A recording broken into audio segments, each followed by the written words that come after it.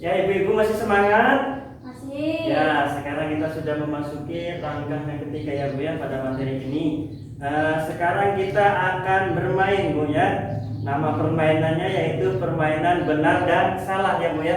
Nanti untuk prosedurnya, ketika saya membacakan pernyataan, terus ibu menjawab benar atas pernyataan saya, maka posisi duduk ibu pindah ke sebelah kanan ya Bu ya. Nah, untuk yang menjawab salah, pindah ke sebelah kiri ya Bu ya. Sudah mengerti Ibu? Sudah siap? Siap. Oke. Untuk pernyataan yang pertama ya Bu ya, saya bacakan. Pernyataannya yaitu ibu hamil tidak boleh makan telur dan ikan karena berbau amis. Ayo, ibu-ibunya pindah posisi, yang jawab benar ya, yang jawab benar ke kanan, yang jawab salah ke kiri. Dan saya pengen tahu dulu Bu, pengen tahu alasan yang jawab benar dari Ibu Tia. Coba Bu, apa alasannya? Ya benar, soalnya telur sama ikan itu bisa membuat ibu hamil mual. Iya, Ibu dapat informasi dari mana Bu? Dari tetangga yang hamil. Oke, terima kasih atas jawabannya. Kemudian saya pengen tahu saya pengen tahu alasan yang jawab salah. Coba dari Ibu Yuli. Kenapa Ibu Yuli jawab pernyataan ini salah mengenai ibu hamil tidak boleh makan telur dan ikan?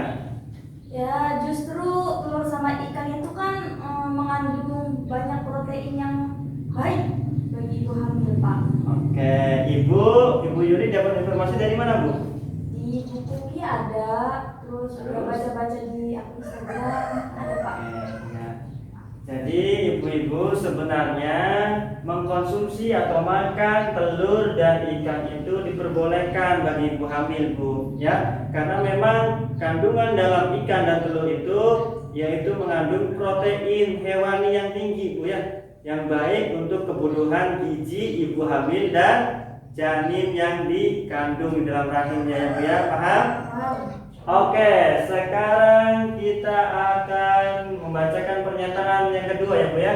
Saya membacakan pernyataan yang kedua. Ibu hamil boleh berhubungan intim. Benar apa salah Bu?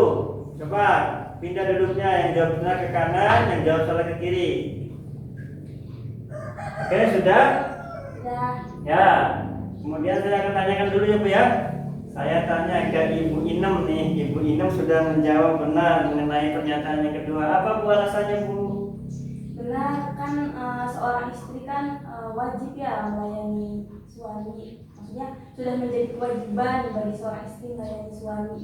Oh, gitu. Iya. Ibu informasi dari mana? Dari Facebook pernah baca.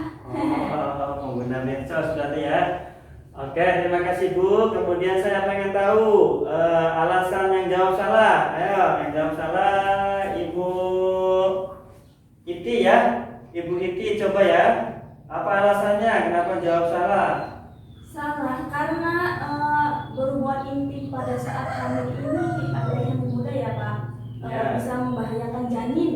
Oh gitu ya Bu. Ibu dapat informasi dari mana Bu? Dari tetangga, soalnya ada yang sampai flat gitu Pak gara-gara berhubungan katanya. Oke, terima kasih Ibu yang sudah menjawab. Jadi mengenai pernyataan nomor 2, ibu hamil boleh berhubungan intim, ini pada dasarnya mah boleh Bu ya. Ibu hamil boleh berhubungan intim pada dasarnya. Akan tetapi ada sebagian kondisi ibu hamil yang memiliki kandungannya lemah Bu ya. Kandungannya lemah sehingga apa? Sehingga harus berkonsultasi Bu. Ke siapa konsultasinya? Bisa ke dokter kandungan ya Bu ya, atau juga bisa ke bidan desa setempat ya Bu ya. Ini mengenai masalah berhubungan intim saat hamil. Paham Bu? Paham. Kalau sudah paham, kita lanjut ke pernyataan yang ketiga ya Bu ya. Siap? Ya, saya bacakan. Ibu hamil tidak boleh banyak aktivitas untuk menghindari keguguran ya Bu ya. Jelas tidak Bu? Jelas, coba bilang ya. Ibu hamil tidak boleh banyak aktivitas untuk menghindari keguguran. Coba ibu yang jawab benar pindah ke kanan, dan yang jawab salah pindah ke kiri ya. Benar. Oke, saya tanyakan dulu kepada Ibu Rena ya.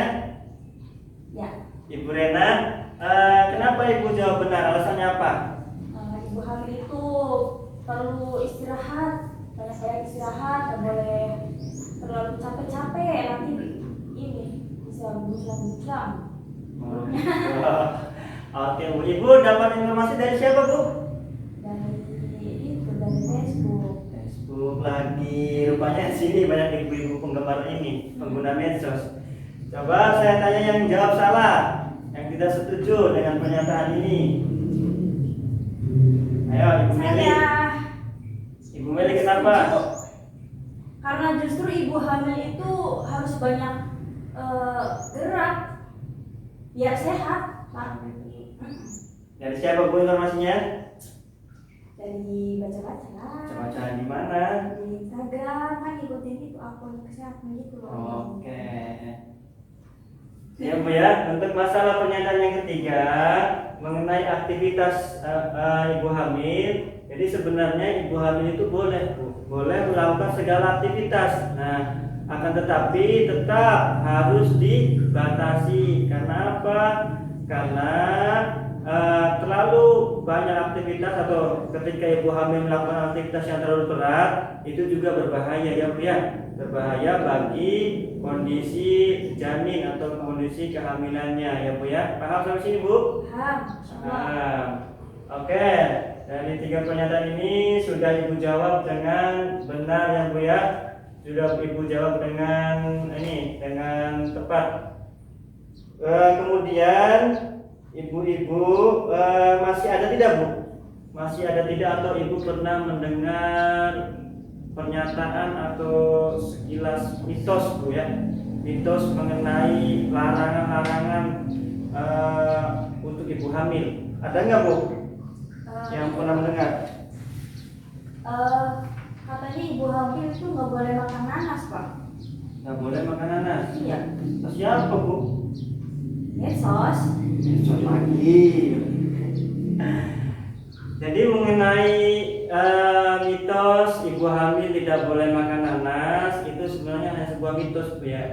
Sebenarnya ibu hamil itu boleh makan apa saja, yang penting tidak berlebihan. Ya. Apalagi nanas itu mengandung vitamin yang juga dibutuhkan oleh janin dan ibu hamil itu sendiri ya Bu ya.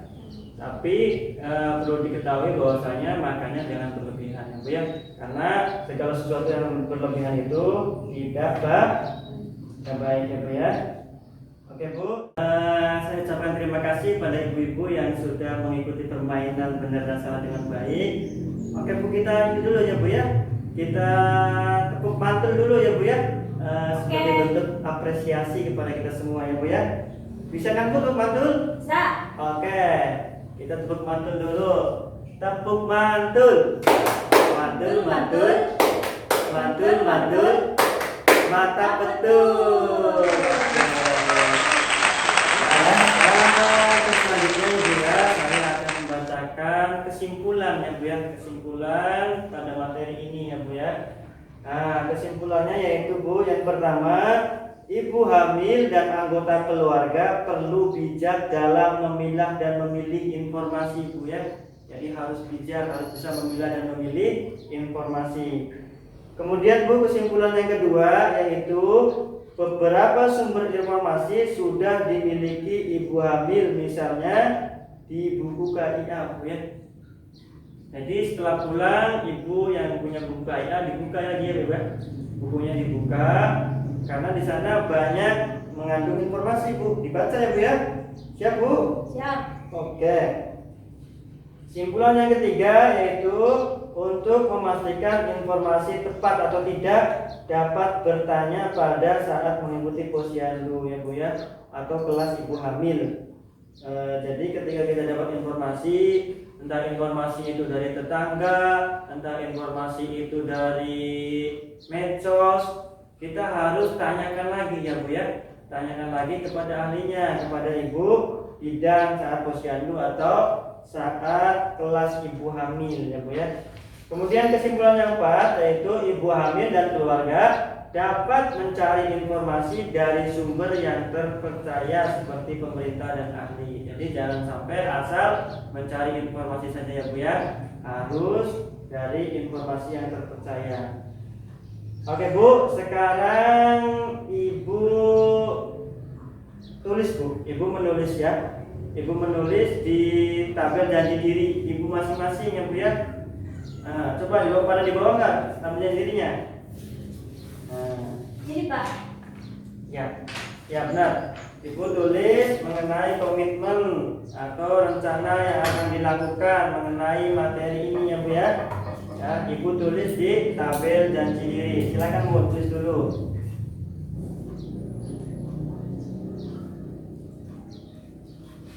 Sudah Bu? Sudah ditulis? Sudah, oke. Nanti tabelnya dirinya nanti pas akhir dikumpulkan ke saya ya Bu ya. Dan yang boleh dibawa pulang itu hanya ininya saja Bu. Apa namanya? Master plan-nya saja ya Bu ya.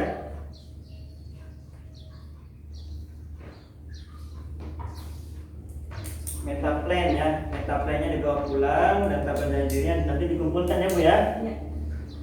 Oke. Jadi Bu, jika di lingkungan kita ya Bu ya, misalnya di lingkungan kita atau ada anak kita yang sedang hamil, atau kemudian juga tetangga kita yang sedang hamil, kita itu harus mendukungnya Bu.